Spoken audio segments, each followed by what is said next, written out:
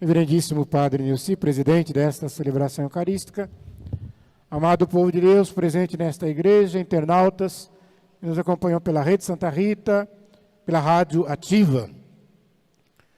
Hoje nós chegamos ao 4º domingo da Quaresma. E todos os anos, tanto na Quaresma quanto no Advento, nós temos um domingo que a gente chama de Domingo da Alegria.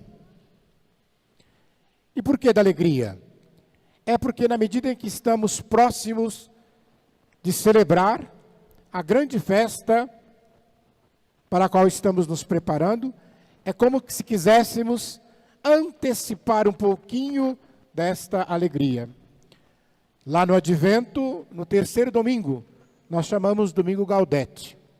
Também se pode usar o róseo para amainar a cor roxa, que é muito forte. E aqui na Quaresma não é o 3º, mas é o 4º domingo, porque nós já estamos às portas de celebrar o grande mistério da redenção de Cristo. Ou seja, domingo que vem já é o último domingo da Quaresma.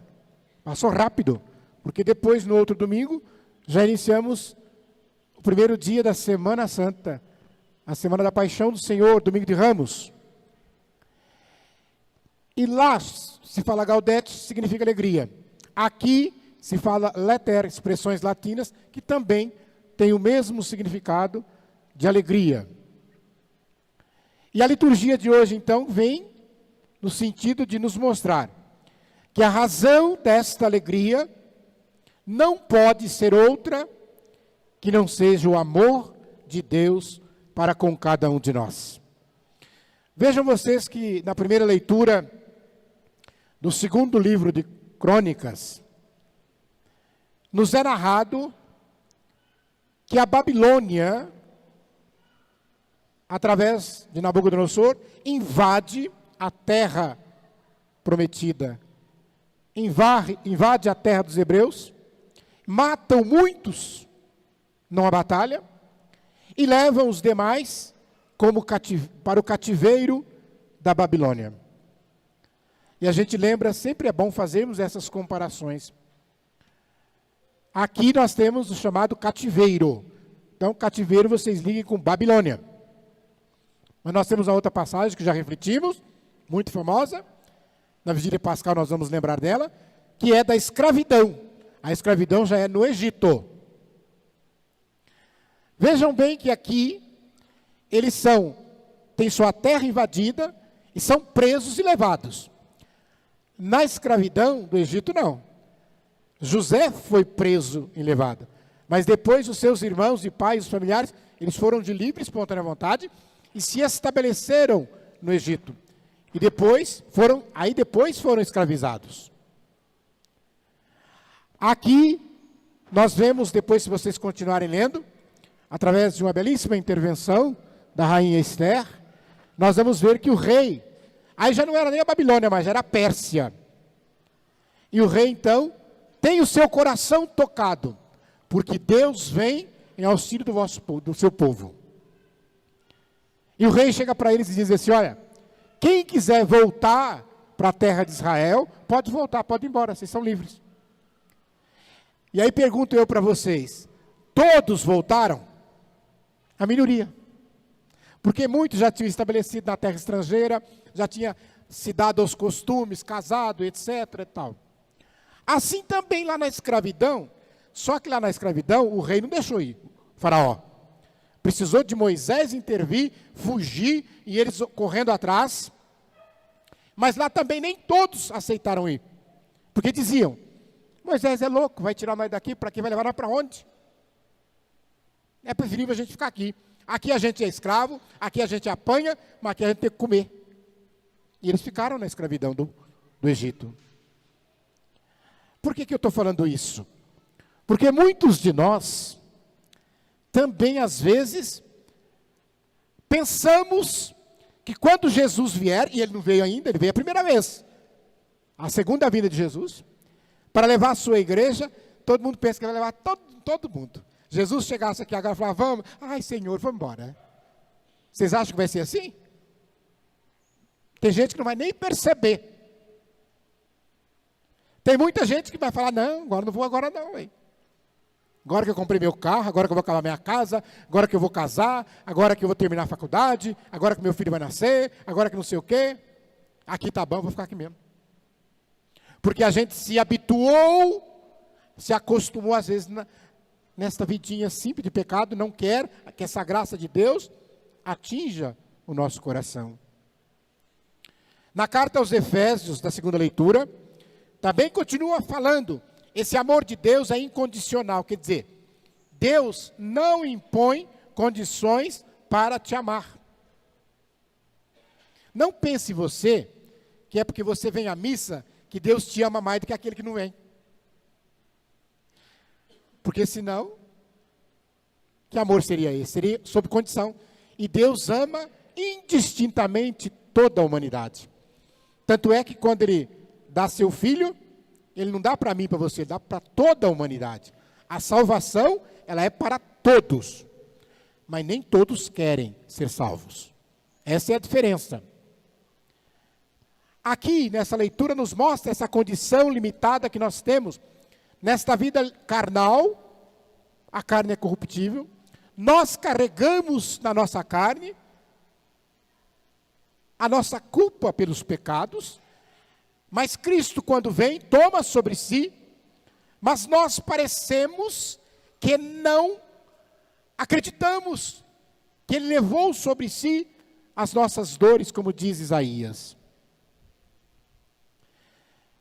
Nós prestamos atenção, e sempre os padres falam, mas parece que não adianta falar nada.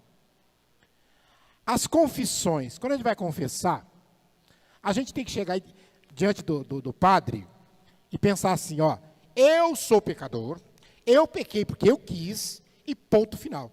Padre, meus pecados são esse, esse e esse. Pronto, acabou, o padre dá absolvição e vai embora. Mas o que acontece? Nós, quando chegamos para confessar, por que nós temos aquele tim de achar que tem pecado que não foi perdoado, que eu já confessei no outro? E aí eu quero, como dizer, eu sou bom, padre, mas eu só fiz isso por aquilo, por aquilo, por aquilo. Eu não estou reconhecendo a minha limitação. Então eu preciso parar com isso. Porque as pessoas confundem, achando que se Deus perdoar os meus pecados, eu vou esquecer deles. Não vai esquecer. Porque se você esquecer dos seus pecados, eu vou te dar um conselho. Não procure o padre para confessar, procure o médico, que você está doente, você está com amnésia, você esqueceu. Porque pecado perdoado não significa que ele vai ser esquecido. Significa que ele foi perdoado, que você não vai ter que carregar o peso e muito menos o sentimento da vingança, se você foi o ofendido. Então essa nova vida que Deus nos oferece em Cristo Jesus, nós temos que aceitá-la, sabendo que o mérito não é nosso, mas de Deus.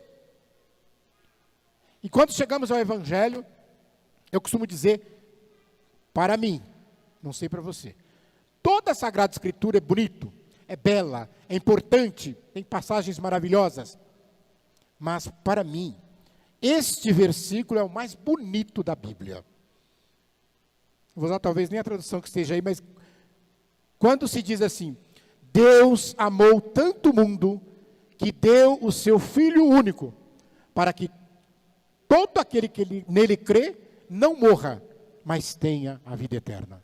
Esta frase é para você, esta frase é para mim. Ele foi capaz de dar um único Filho, por amor a cada um de nós, para que fôssemos salvos. Então no centro do Evangelho está essa luz que vem ao mundo, mas que os homens preferem as trevas às vezes não aceitam a luz, e a gente fica perguntando, a escuridão, esse mundo de trevas, de cegueira, mas é claro, está no escuro. Se você não tem a luz de Cristo na tua vida, imagina você chegar em casa de noite, ter acabado a energia elétrica, você abre a porta, mas o teu todo não acende. O que acontece quando você entra dentro da casa? Você já entra assim, para tatear alguma coisa. De repente tropeça na cadeira, mete a canela no pé da mesa, já grita, já. Por quê? Porque você está cega, você sai fazendo coisa errada, bate na toalha, derruba, quebra o prato, quebra a vidro, porque você está desorientado, porque você está nas trevas. Então, espiritualmente também, se nós não aceitamos a luz de Cristo, a nossa vida espiritual é desse jeito. A gente vai batendo daqui, batendo dali, e bate na porta do centro, e bate na porta não sei de onde, e procura o pastor não sei o quê, procura o padre não sei o quê, porque a gente fica perdido, não sabe o que faz. Então, quando a luz entra na vida, tudo se ilumina, a gente desvia dos obstáculos, a gente tem caminho para seguir. E vou mais. Pergunto a vocês, as trevas existem? As trevas não existem. O que existe é a ausência de luz. Porque pergunto eu para você, se você chegar num quarto escuro, portas e janelas todas fechadas, e você acender a luz, para onde foi a escuridão? Ela passou embaixo da porta? Saiu pela janela? Então alguém que estava na rua viu da janela saindo uma escuridão assim, andando no ar. É assim que funciona? Ela desaparece porque ela significa ausência de luz. Se nós temos luz na nossa vida, tenhamos a certeza que as trevas não nos dominarão. Não nos farão perder o caminho. Então, na liturgia de hoje, peçamos ao Senhor que essa luz nos acompanhe durante todo o tempo que estivermos aqui nesta terra. Porque o dia que saímos daqui, a luz não estará mais conosco, mas somos nós que estaremos com a luz. E parar para pensar nas causas de tantas desgraças pessoais, na vida pessoal, na vida social, na igreja, na família, é por conta dessa escuridão que invade, que cega as pessoas. O pecado que não é vontade de Deus. A infidelidade do homem para com o projeto de Deus.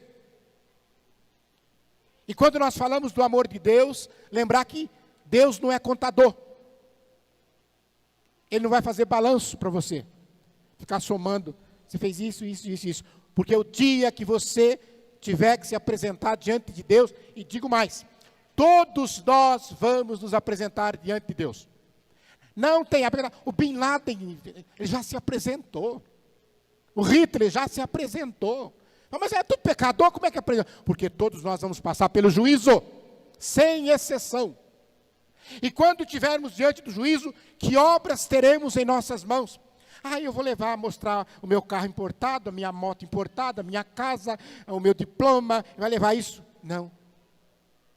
Quais são as obras que você vai levar? Pensem nisso. E lembro, para concluir, vou ler para vocês um trechinho do discurso de um santo homem, para nós entendermos o que é o amor de Deus para com cada um de nós, e como nós devemos retribuir esse amor de Deus. Guarde no seu coração. Deus não vai deixar de te amar nunca. E te ama sempre.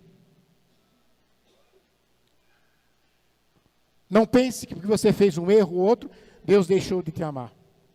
Somos nós que afastamos da luz, e não a luz que se afasta de nós. E Dom Oscar Romero, que é santo da igreja, ele morreu celebrando a Santa Missa, levando um tiro na cabeça, um tiro no peito, porque denunciava, porque era um homem que vivia o Evangelho.